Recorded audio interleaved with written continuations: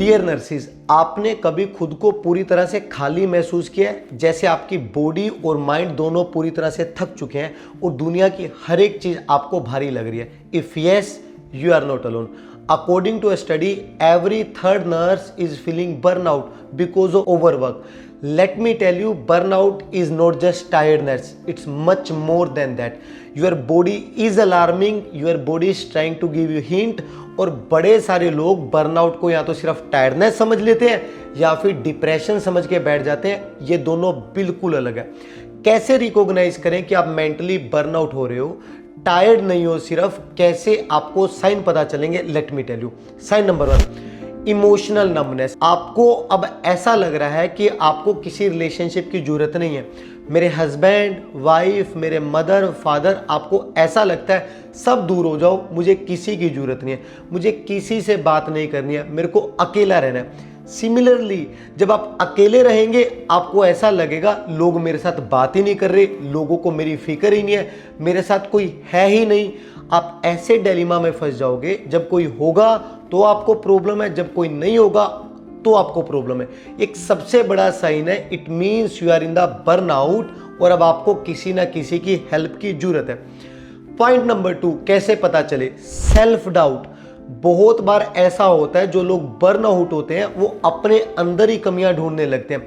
They will go in phase of exhaustion because उनकी concentration drop होने लगती है.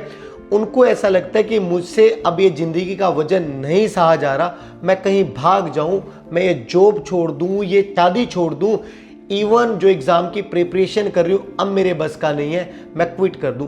ऐसे थॉट आने लगते हैं कि मैं ग्रो ही नहीं हो सकती. ये छोटी छोटी बातों पे वो इंसान इरिटेट होने लगता है, इवन पार्टनर से भी इरिटेट होने लगता है. अगर ये सब आपको साइन दिख रहे हैं, इट मीन्स आप मेंटली बर्नआउट हो चुके हो. अब इसके सल्यूशन क्या है? ये जो मैंने चीजें बताई, क्योंकि नर्सेज बहुत बर्नआउट में रहते हैं. What are the solution? Number 1, stop romanticising overwork. Dear nurses, please समझो, working without rest is no dedication, it's a self destruction. हमारे ब्रेन को रिकवरी चाहिए ही चाहिए to function safely. Even machine overheat हो जाती है, you are just a human. Take a break. और ब्रेक से मेरा मतलब है अपने आप को टाइम दो, नींद अच्छे से पूरी करो, खुली हवा में बैठो, अपने आप के साथ बात करो. ब्रेक से मेरा मतलब ये नहीं कि कहीं घूमने निकल जाओ, अपने आप को टाइम दो. Solution number 2, sleep is medicine. Some time you just need a peaceful sleep, a calm sleep. Study ने रिवील किया है कि जो लोग 8 घंटे की नींद लेते हैं उनका कोर्टिसोल हार्मोन बहुत कम होता है.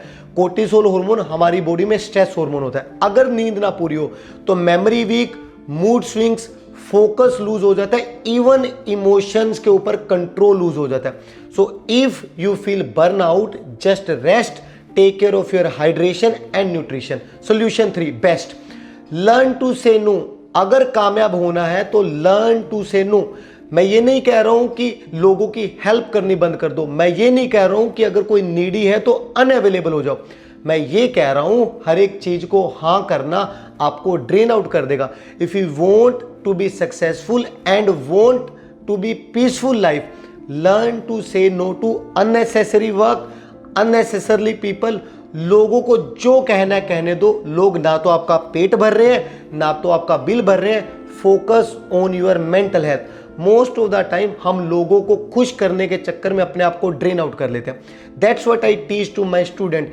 एंड अगर आप इस पूरी जर्नी को, अपनी आर्यन की जर्नी को बहुत हैप्पीली और सक्सेसफुल होना चाहते हो, याद रखना डियर नर्सिस, आपकी मेंटल हेल्थ आपके लिए, आपके परिवार के लिए और आपके पेशेंट के लिए बहुत ज़्यादा जरूरी है.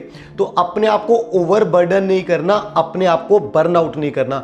हमने मेंटली अच्छे रेस्ट लेने हैं, अपने मेंटल हेल्थ के लिए काम करना है और सेल्फ टॉक करनी बड़ी जरूरी है. बेफालतू की पार्टियां, बेफालतू के शोर शराबे से अपने आप को दूर रखना है अगर कामयाब होना है. याद रखना बच्चे, बर्नआउट एक सीरियस इशू है और नर्सिंग में कोई भी इसको रिकॉग्नाइज नहीं करता. Every third nurse is suffering. तो अपनी हेल्थ का ध्यान रखना है. Thank you.